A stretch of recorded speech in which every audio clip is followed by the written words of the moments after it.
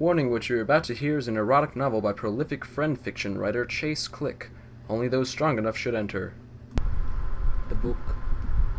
Sit down, Nick. Link's Advent. Oh, God. Nobody get actually on the seat. I'm trying my truly hardest. There you go, you guys are on. Alright, cool. Link's Adventure. You also happen to enchant this book. No, it's just that's just what happens. Oh, when you God. write a book. Okay. The story of Anthony and Crastopher. The title was misleading. He sure threw a zinger there. Anthony had recently moved to Booth Bay Harbor in Maine with his mother. Being new to this part of the country, he decided he would hit up Craigslist looking to meet some new friends. Little did he know he would meet more than a friend. Late one Tuesday night, Anthony was searching the Craigslist personals and found someone he thought sounded interesting. Video game lover looking for some friends to play games with. Text me at... what number is... Oh, God. Is that a number or do you just Anthony was automatically intrigued. He pulled out his iPhone and texted the number he had seen on the site. Hey, dude, I saw your post on Craigslist. Want me to meet me at a Starbucks or something? Anthony sat at his computer holding his 4-inch cock and started fondling it while gawking at the Digimon pornography. Beep! Beep! Zreep! Oh shit, that's my phone! Anthony yelled quickly, shoving his dick back into his pants. Yo, that sounds like a plan, bro. Meet me there on Thursday so that we can talk and maybe later play some cool games. Anthony read the text and silently cheered to himself. Anthony could hardly sleep that night knowing he would soon be making a friend. He woke up that morning feeling refreshed and excited. He ran through his house completely naked so that he could take a shower and get ready for his meetup. After dressing and having a light brunch, he went outside and grabbed his bike.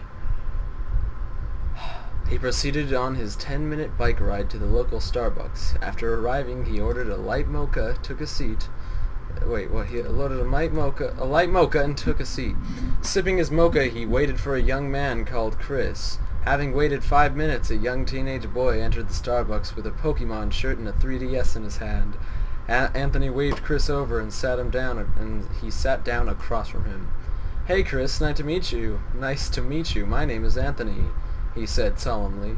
Hey Anthony, it's nice to meet you as well, he said, reaching for Anthony's, I'm assuming that's hand, so to shake it.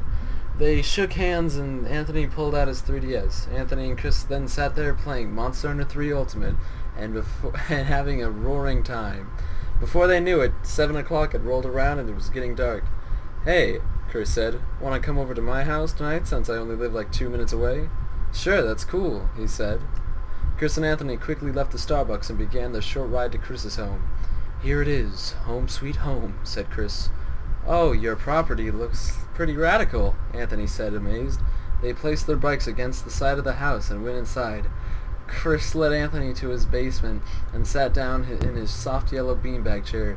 Take a seat, guy, Chris said, pointing to the magenta beanbag next to him. Anthony took a seat in the dimly lit basement and looked at Chris. So what do we do now, dude? Asked Anthony. Well, I have a few ideas we could try, Chris said, snickeringly. What does that mean, bro? Anthony asked, confused. Chris sat silently and pulled out something from behind him. Damn, dude, I love this thing, Anthony said excitedly. Yeah, me too. I love the GameCube. Chris cheered. They quickly began to play Super Smash Bros. Melee. Anthony chose to play as Marth while Chris chose Mewtwo.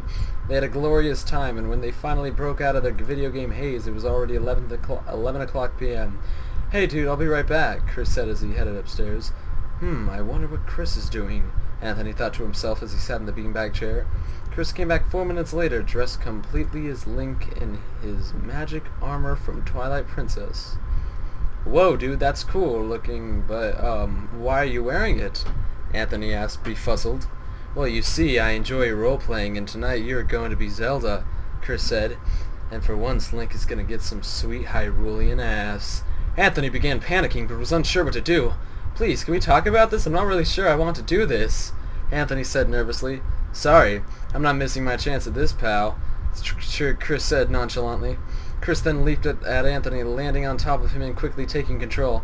Don't struggle. It'll be better that way, Chris whispered. He then began to pull down his tights and remove his rock-hard baloney pony and take a firm grasp of it. Chris began to stroke the whole 6.5 inches of it while staring deeply into Anthony's eyes.